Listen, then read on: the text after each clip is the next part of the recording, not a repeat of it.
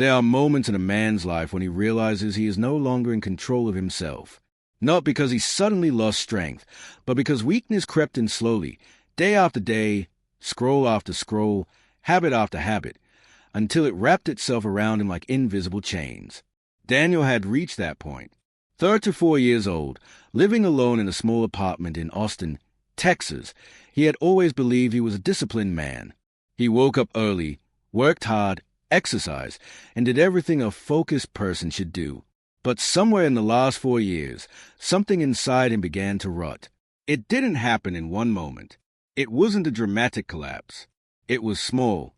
5 minutes of scrolling before bed, then 10, then an hour, then 3.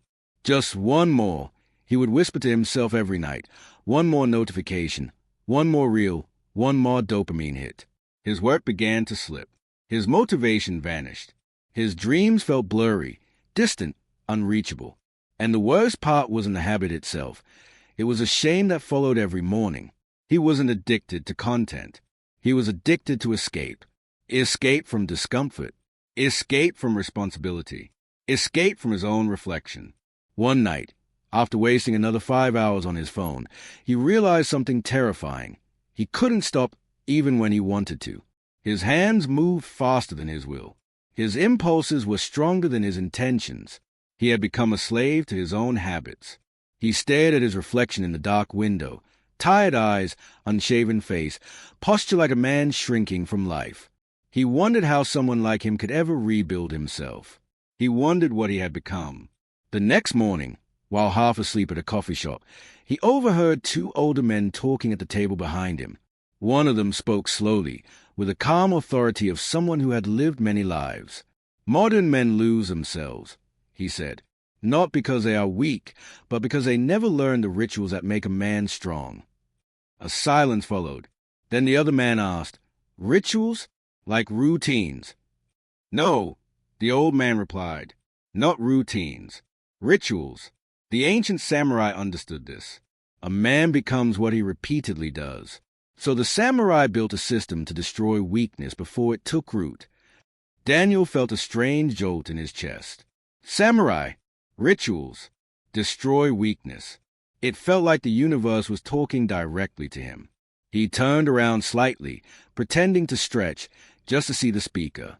The man was around 6'5", Japanese-American, with long graying hair tied in a low knot. His posture was straight, his hands steady, his eyes sharp but calm. He looked like someone carved from a different time. Daniel wasn't the type to interrupt strangers, but something inside him pushed. "Excuse me," he said softly. "I didn't mean to overhear, but what were you saying about the samurai?" The old man looked at him, not annoyed, not surprised, just observant. "What is your name?" he asked. "Daniel." "And what are you trying to run away from, Daniel?" Daniel froze. The question hit him harder than he expected. "I'm not sure," he said, though he knew exactly what the man meant. The old man nodded once. "Then sit. You need to hear this." Daniel moved to their table. The old man introduced himself. "My name is Oda Mitsuki," he said. "My grandfather was trained in the traditions of Bushido, and I teach these principles to those who are drowning in their own habits." Daniel swallowed. "That's me." Oda studied him for a moment, as if measuring the weight of his spirit. "You have a problem," Oda said. "But it is not the phone, not the apps, not your addictions." Daniel was confused. "Then what is the problem?" Oda leaned forward. "Your problem is that you lost your anchor. The samurai had rituals that rooted them so deeply in discipline that weakness could not grow. You have nothing that roots you, so the wind carries you anywhere it wishes." Daniel shook his head. "But I try to be disciplined. I make plans. I set goals. And then you fall," Oda finished for him, "because plans are not rituals. Goals are not identity." Daniel felt those words crack open something inside him. So, what did the samurai do differently? Oda sat back and spoke slowly, each word deliberate. The samurai understood that every weakness begins as a seed. One thought, one indulgence, one moment of permission, And once the seed takes root, it grows silently until it becomes stronger than you. He held up his hand. So they created a ritual, a single daily act that kills weakness at its root before it grows. Daniel leaned in. What ritual? Oda smiled faintly. Patience. Before you learn it, you must understand this truth. The enemy is not the habit. The enemy is a part of you that chooses a habit. Daniel felt his stomach tense. He knew exactly what Oda meant. Oda continued, Tonight, I want you to observe yourself. Not judge, not change. Just observe. Watch how your mind behaves when you reach for your habits. Daniel frowned. That's all? Just observe. For now, Oda said, you cannot kill an enemy you have not seen. Daniel didn't argue. Something about Oda's presence made him feel grounded, like he was in the hands of someone who had pulled many men out of their own darkness. As Daniel stood to leave, Oda added one more thing. Tomorrow morning, he said, come to the old wooden dojo on East Willow Street. The samurai ritual will be revealed there, but only if you show up. Daniel nodded. That night, when he lay in bed with his phone glowing in his hand, he remembered Oda's words. Observe. So he did. He watched himself mindlessly reaching. He watched the craving for stimulation. He watched the impulse overpower reason. And for the first time, he realized something frightening. He wasn't choosing. Something else inside him was choosing for him. And that is when he whispered to himself with a trembling voice, I need to change. I don't want to live like this anymore. As the clock hit midnight, Daniel placed the phone face down, turned off the light, and stared into the dark ceiling. Tomorrow, he would step into the dojo, and his life would never be the same again. Daniel woke up earlier than usual, long before the sun hesitated over the Austin skyline. His body felt heavy from lack of sleep, but there was a strange sense of determination in him, like a small flame that refused to die out. He left his phone on the kitchen counter, face down, silent, untouched, and stepped out into the cool morning air. East Willow Street was quiet, almost abandoned.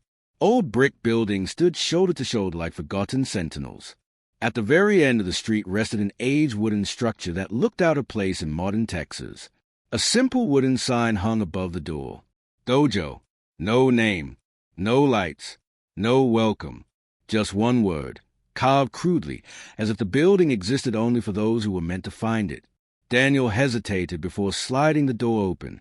It creaked softly, revealing a large empty hall.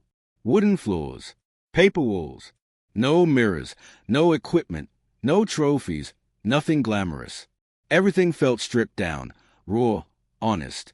At the center of the room sat Oda Mitsuki, waiting for him. He was kneeling on a simple mat, eyes closed, back perfectly straight. His presence filled the room with an almost unsettling stillness. You came, Oda said without opening his eyes. Yes, Daniel replied quietly. Good. Sit. Daniel obeyed, sitting across from him. Oda finally opened his eyes and looked at him with calm, unwavering focus. Tell me what you observed last night. Daniel exhaled. I saw how automatic it is. I didn't even want to scroll, but my hand kept reaching for the phone like it had its own mind. Not its own mind, Oda corrected. Your mind, one that you do not control. Daniel swallowed. The truth stung. Oda continued, weakness is not something outside you. It is a habit pattern inside your nervous system. A loop, repeated so many times it becomes stronger than your conscious will. The samurai called this pattern the inner opponent. Daniel felt a strange tension in his chest. So how do I fight it? You don't fight it, Oda said. You starve it. Oda stood up and walked slowly across the dojo. His steps were silent, each one precise, deliberate. He picked up a long wooden staff from the wall and set it beside Daniel. Stand, he ordered. Daniel stood. Oda placed the staff into Daniel's hands. This is not a weapon. It is a mirror. Daniel frowned. The way you hold it, Oda said, will reveal everything. Oda demonstrated a simple stance, feet grounded, knees soft, spine firm, staff held in both hands. Daniel tried to mimic it, but his shoulders were tense, his grip uneven, his breath shallow. Oda shook his head. You are holding it like a man trying not to fail, not like a man who intends to succeed. Daniel flushed with embarrassment. Oda stepped behind him and adjusted his posture, straightening his back, widening his stance, relaxing his shoulders. Do you know why samurai train with wooden weapons every morning? Oda asked. Because it was safer? Daniel guessed. No, Oda placed a hand on Daniel's shoulder. Because discipline is physical before it is mental. The body must learn stillness before the mind can. Every bad habit begins in the body. Daniel felt that land inside him like a quiet revelation. Oda circled him slowly. Your addiction to distraction is not a mind problem. It is a body problem. Your body is conditioned to chase stimulation. Your hands, your posture, your breathing, everything is wired for escape. So before we break the mental habit, we must break the physical one. How? Daniel asked. Oda pointed at the far end of the dojo. Walk. Slowly. One end to the other. But every step must be intentional, never rushed, never sloppy. That sounds too simple. Oda smiled. Simple is what your mind fears most, because in simplicity, you cannot hide from yourself. Daniel began walking. His steps were shaky at first. He felt ridiculous, like he was performing some kind of performance art. But then, halfway through, he noticed something unexpected. His mind was screaming, "Hurry up! This is pointless. You have things to do. This isn't working. Just get it over with." Oda watched him closely. "Do you hear it?" he asked. Daniel nodded, startled. "Yeah, it's loud." "That voice," Oda said, "is weakness. Not the craving for your phone, not the urge to procrastinate, not those things themselves. The voice, the part of you that cannot tolerate stillness, that is the root." Daniel reached the wall and turned around. His steps were slower this time, more deliberate. He felt discomfort rising in his chest, like pressure. His mind begged him to walk faster, but he resisted. When he reached Oda, the old man nodded. "Good. Again." Daniel walked again, and again, and again. Minutes stretched into something that felt like hours. Sweat formed at the back of his neck. His leg began to ache. The silence in the dojo grew heavier, pushing into him like invisible weight. Oda finally spoke. "This is the first stage of the ritual." Daniel stopped. "Just walking." "No," Oda corrected. "Walking without escape." He continued. "The samurai had a rule. A man who cannot control a single step cannot control a single day. Your steps reveal the truth. You rush because your mind is addicted to stimulation. You fidget because your body fears stillness. You crave speed because weakness lives in your impulses." Daniel's chest tightened. It was true. Every part of his habit spiral was rooted in one thing: his inability to be present with himself. Oda walked to him and placed the wooden staff gently in his hands. "This staff will become your ritual tool. Every morning, before the world touches your mind, you'll perform the walk of stillness. 20 slow steps. No phone. No music. No rushing. Just presence." Daniel nodded, taking in every word. "This is how the samurai destroyed weakness," Oda said. "Not by force. By starving the impulse that gives weakness life." Daniel felt something shift inside him, subtle but powerful, like a knot beginning to loosen. "What happens next?" he asked. Oda looked at him with calm certainty. "Next, we attack the mind. But first, you must master the body. Come back tomorrow, and bring the version of yourself that is tired of losing." Daniel bowed slightly, not out of tradition but respect. As he left the dojo, the world felt different, not louder, not quieter, just clearer. The door slid shut behind him, but the lesson stayed alive inside his chest. Tomorrow would be harder. Tomorrow would be deeper. Tomorrow, he would learn the second stage. And for the first time in years, he felt hope. Daniel returned to the dojo the next morning with a wooden staff tucked under his arm. His body still ached from the slow walking ritual, but something inside him felt different. He had followed Oda's instructions almost perfectly. 20 steps. Slow. Intentional. No rushing. No escape. It sounded small, but it had been anything but easy. When he slid open the dojo door, Oda was already standing in the center of the room, eyes closed, breathing slow and deep. The moment Daniel stepped in, Oda spoke without looking. "You rushed your 7th step." Daniel froze. How? How do you even know that?" Oda opened his eyes. "Your breathing betrayed you. A man's breath reveals his honesty." Daniel lowered his head. "I tried my best." "I know." Oda approached him. "But your best is not the truth. Your best is your comfort zone. I need your truth." Daniel didn't fully understand, but he nodded. Oda motioned for him to sit. Daniel crossed his legs on the wooden floor, the staff across his lap. Oda sat in front of him. "Yesterday, we worked on the body," he said. "Today, we work on the mind. The most dangerous opponent a man will ever face." Daniel asked, "Is it really more dangerous than physical addiction?" Oda's voice sharpened. "Addiction is not physical. It becomes physical because the mind repeats the same thought until the body obeys it." Daniel felt that hit him. Oda continued, "The samurai believed the mind had 3 layers.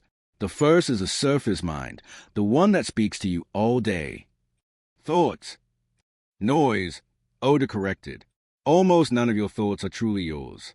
They are echoes of fear, habit, and impulse." Daniel swallowed. That felt uncomfortably true. "The second layer is the shadow mind," Oda said, "where old memories and old weaknesses live." "And the third?" Daniel asked. Oda placed a hand over Daniel's chest. "The core mind, pure intention, clear purpose. A man who reaches his mind cannot be manipulated by weakness." "So how do I reach it?" Oda stood and took Daniel's staff. Then he dropped it. It hit the wooden floor with a sharp crack. Daniel flinched. "That," Oda said, "was your mind reacting before your awareness. Watch." He dropped it again. Crack. Daniel flinched again, even though he tried not to. "Your mind lies to you," Oda said. "It sends signals before you even decide. This is why you pick up your phone without thinking, why you scroll when you don't want to, why you crave pleasure when you want discipline." Daniel rubbed his palms against his thighs. "So how do I stop it?" "You cannot stop a river," Oda said, "but you can redirect it." He picked up the staff again and handed it to Daniel. "Hold this," he said, "and follow me." Oda walked to the far wall, where a large canvas scroll hung.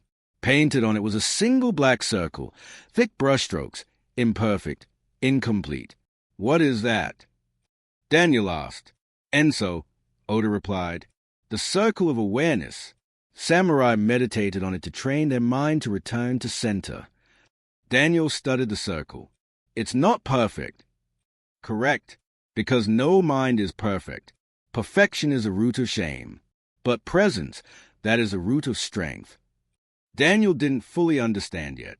Oda motioned for him to sit facing the Enso. Daniel did. "Your training today is simple," Oda said. "What's the circle? When a thought arises, say silently, 'Not mine.' Then return to the circle." "That's it." "That is war," Oda said. "The war against the mind's lies." Daniel stared at the circle. At first it was peaceful, even easy, but within seconds, thoughts erupted in his mind like boiling water. Did I close my car door? What am I supposed to do later? Is this even helping? What if I never fix myself? Where's my phone? Is Oda judging me? Each one distracted him. Each one pulled him away. He tried saying, "Not mine," but some thoughts clung to him like hooks. After a few minutes, Daniel felt his knee bounce involuntarily. His fingers twitched. His breathing quickened. His mind rebelled violently. Oda watched him quietly. Finally, Oda said, "How many thoughts arose?" "Hundreds," Daniel confessed. Oda nodded.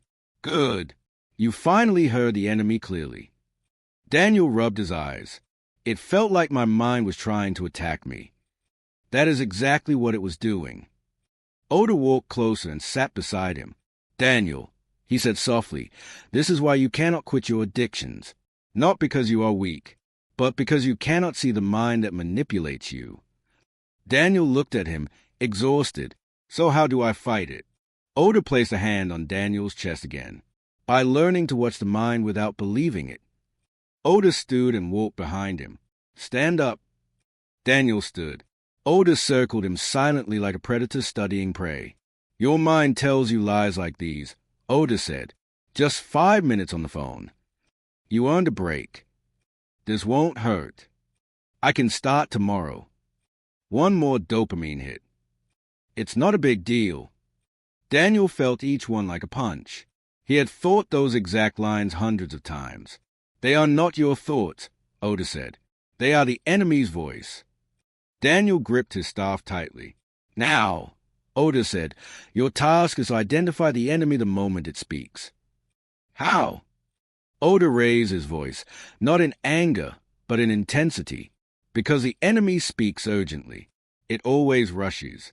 It never waits. Daniel realized every time he fell into a bad habit, it was fast, instant, reflexive. Addiction never asked permission. It commanded.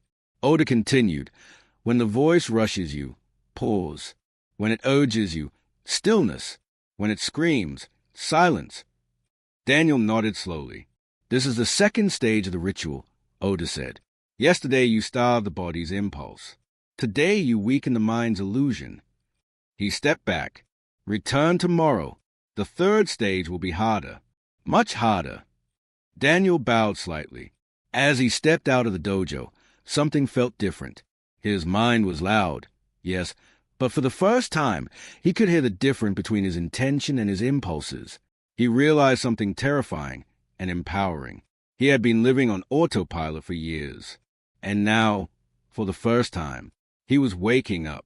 Daniel barely slept that night. His mind kept replaying the moment Oda dropped the staff and exposed how easily Daniel reacted without control. But something else lingered too, the strange calm he felt for a brief second when he watched the painted Enso circle. It was the first time in years his thoughts didn't own him completely.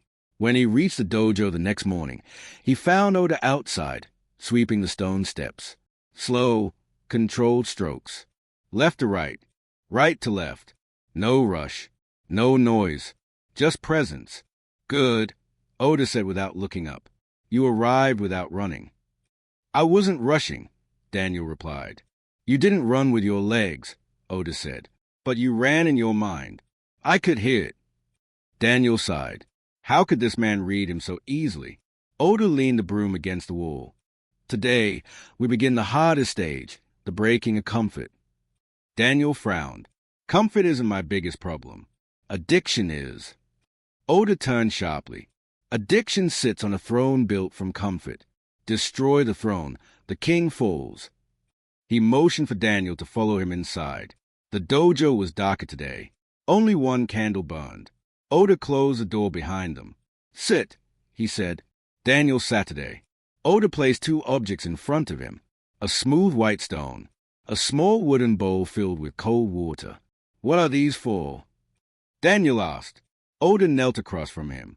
The samurai believed a man must train his spirit by confronting three enemies, the body, the mind, and comfort. You face the first two. Today you face the third. Daniel asked, why is comfort an enemy? Oda didn't answer. Instead, he placed the stone in Daniel's hand. Grip it tightly. Daniel closed his hand around the stone. Oda said, hold it still. Do not adjust. Do not squeeze harder. Do not relax. Simply maintain the exact pressure you feel right now. Daniel nodded. Okay. Seconds passed. Daniel's hand twitched. Oda raised an eyebrow. Already. It's uncomfortable, Daniel admitted. Oda nodded as if expecting this. Comfort doesn't mean pleasure. Comfort means familiarity. The moment something becomes unfamiliar, your mind panics like a child lost in a crowd. Daniel tried to keep his grip steady. His forearm tightened. His fingers trembled. It's just a stone, Daniel said through clenched teeth. Exactly, Oda replied. And your mind reacts as if it were pain. Weakness lives here. He tapped Daniel's temple. Not here. He tapped Daniel's fingers. Daniel's hand began shaking uncontrollably. I can't hold it, he said. Then you must, Oda said calmly. Daniel forced himself to hold the exact pressure. Not more, not less. Sweat formed on his forehead. "Why is this so hard?" he said breathlessly. Oda answered, "Because most men have never held anything with intention. They move through life reacting, adjusting, escaping the smallest discomfort." Daniel gritted his teeth. "I didn't know it could feel like this." Oda leaned forward. "Addiction begins with tiny escapes. One scroll, one video, one excuse, one pleasure, one break." He flicked the stone lightly with his finger. Daniel nearly dropped it. "Your spirit has been trained to flee from discomfort instantly. Today, we teach it to stay." Daniel forced himself to continue. His forearm burned. "How long do I hold it?" he asked. "Until your mind breaks," Oda said simply. Daniel's breathing grew heavy. The stone trembled in his grip. His entire arm tightened. His shoulder ached. "Why does this matter?" Daniel said, voice cracking. Oda spoke gently now. "Because a man who cannot stay with discomfort for 1 minute cannot stay with discipline for 1 day, with purpose for 1 month, or with transformation for 1 year." Daniel closed his eyes. The pain grew sharper, but something in him refused to quit. A full minute passed. Then another. Then another. Finally, Oda touched his hand. "Stop." Daniel dropped the stone and gasped for air. His fingers felt numb. His forearm throbbed. Oda smiled. "Good. You lasted longer than I expected." "That was harder than meditation," Daniel panted. "That is because meditation attacks the mind," Oda replied. "But this attacks the mind and the body and the craving for comfort." Oda then gestured to the wooden bowl of cold water. "Now put your hand inside." Daniel hesitated. "Why?" "Your arm is screaming for relief," Oda said. "You want comfort. You won't get it." Daniel blinked. "I thought the water would help." "It will not. The water is colder than you expect. Put your hand in." Daniel lowered his hand. The moment his fingers touched the water, he jerked it away. "It's freezing." Oda nodded. "Yes, and you will keep your hand submerged. No movement." Reluctantly, Daniel plunged his hand into the icy water. Pain shot up his arm. His breath stuttered. Oda said softly, almost kindly, "This is a part where most men fail." Daniel gritted his teeth. "It burns." "It will pass," Oda said. "Everything passes. That is why comfort should not control a man." For nearly a minute, Daniel fought with everything inside him. The cold was sharp, biting, agonizing. His muscles tightened. Every instinct screamed to pull back. But he didn't. When Oda finally said, "Remove your hand," Daniel lifted it out slowly. His skin was red and shaking. Oda wrapped a cloth around it. "You did well," he said. Daniel managed a weak smile. "So, what was the lesson?" Oda sat back. "The lesson is this. Every time you choose discomfort intentionally, you steal power away from addiction."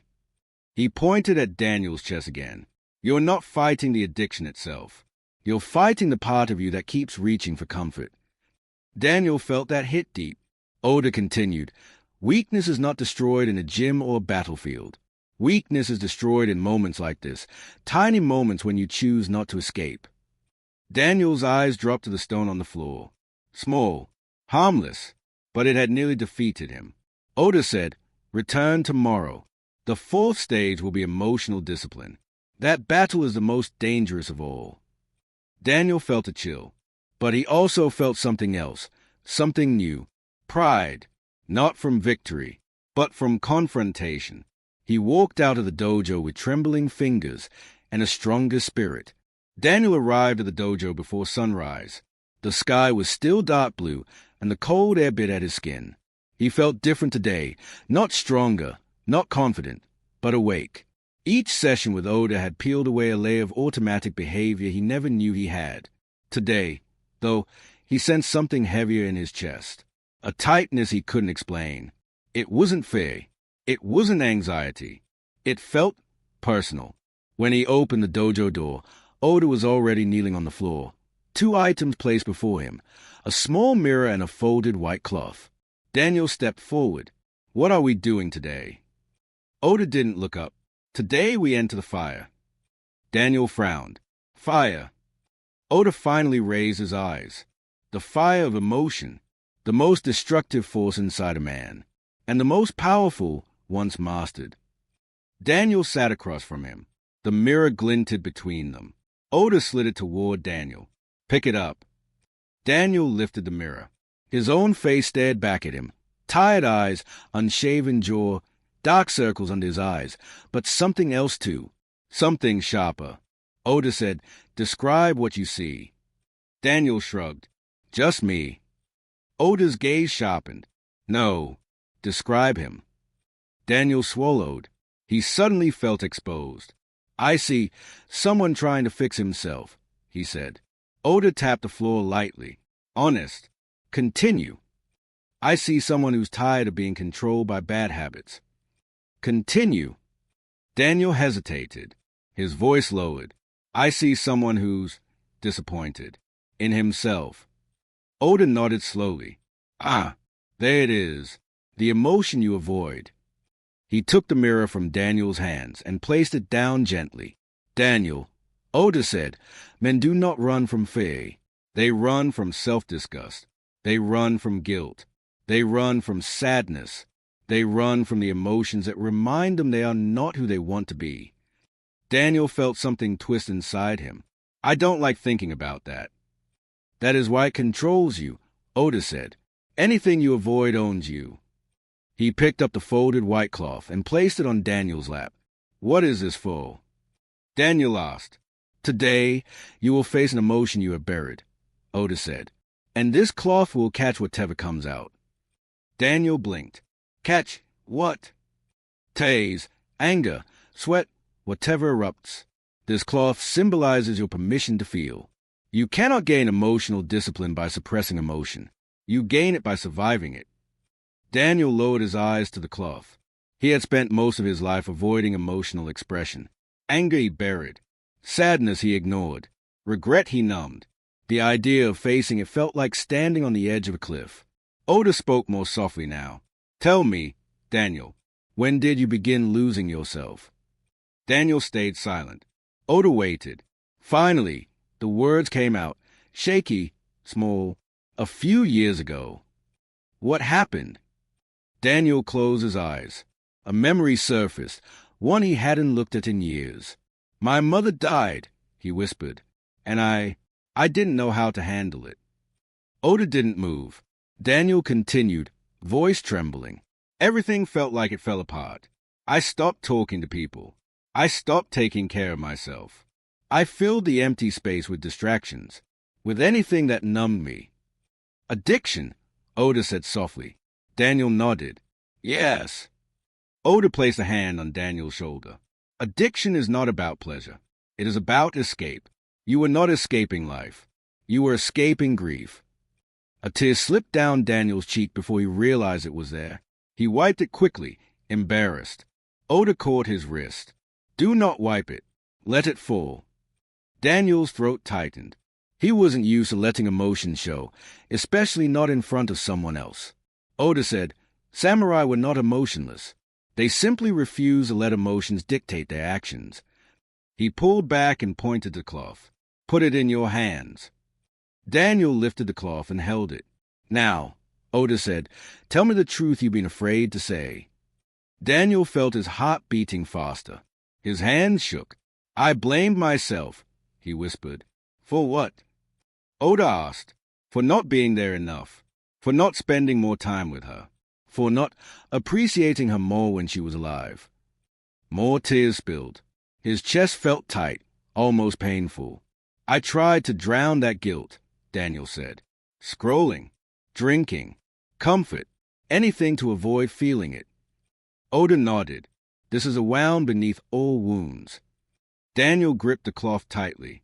He felt the tears drip onto it. Oda said, "When a wound is hidden, it infects. It spreads. It rots a man's spirit from the inside. This is why addiction grew. You were not weak. You were wounded." Daniel let out a trembling breath. "So what do I do with this?" Oda sat straighter. "You feel it," he said, "fully, without running, without numbing, without distraction." Daniel's breathing became unsteady. His chest ached. But he didn't run this time. He let it come. He let himself cry. Quietly, painfully, honestly. The dojo felt like the safest place he had been in years. Oda waited until the storm calmed. Then he spoke with great care. Pain that is faced becomes strength. Pain that is avoided becomes chains. Daniel wiped his face with a cloth. It felt like a weight had been lifted from his chest.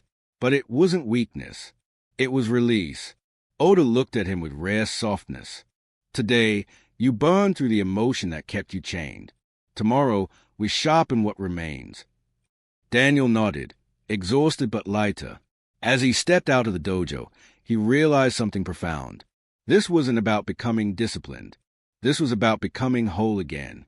The next morning, Daniel returned to the dojo with a different kind of quiet inside him. Not the numb quiet he was used to, the quiet that came from avoiding everything, but a grounded, steady stillness. His eyes felt clearer. His shoulders were lighter. But he also knew this was not the end. Oda stood in the center of the dojo, hand behind his back, posture firm but calm. Today, there were no weapons on the floor, no props, no rituals. Only Oda, waiting. Daniel bowed. I'm ready. Oda gave a subtle nod. Good, because today we move from the fire of emotion to the forging of identity. Daniel stepped closer. What does that mean? It means, Oda said, that now that you have burned the weakness, you must rebuild a man. Daniel swallowed. He felt the truth of the words. Pain had been purged, but something new needed to take its place. Oda gestured for him to stand beside him. Come. He walked to the sliding doors and pushed one open. Outside, the sky was turning shades of gold and amber, the beginning of a new day. The kind of morning that feels like possibility. Daniel, Oda said, the greatest mistake men make is believing that discipline is a feeling, that they must wake up motivated, that they must want to change. Daniel nodded. Yeah, that's what I've tried my whole life. And it failed, Oda said, because discipline is not motivation. Discipline is identity. Daniel's brow furrowed. Identity. Oda pointed to the floor. A man acts according to who he believes he is. If he believes he is weak, he will behave weakly. If he believes he is strong, he will behave strongly even on the hardest days. A samurai was not disciplined because he tried. He was disciplined because he was a samurai. Daniel felt a chill. The truth hit him harder than expected.